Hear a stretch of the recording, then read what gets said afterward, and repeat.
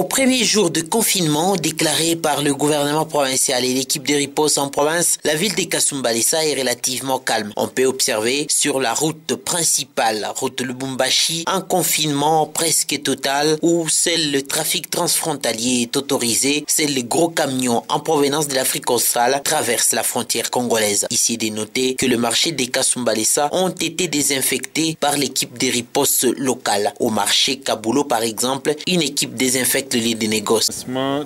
Du gouvernement, l'équipe que vous voyez, ce n'est pas la Croix-Rouge.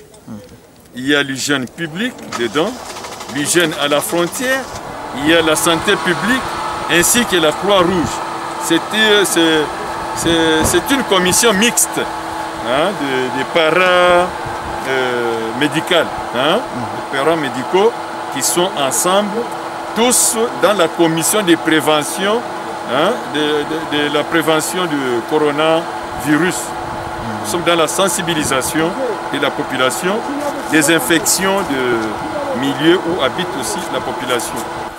Ce que nous demanderons à la population est que nous lui informons que cette pandémie est une réalité.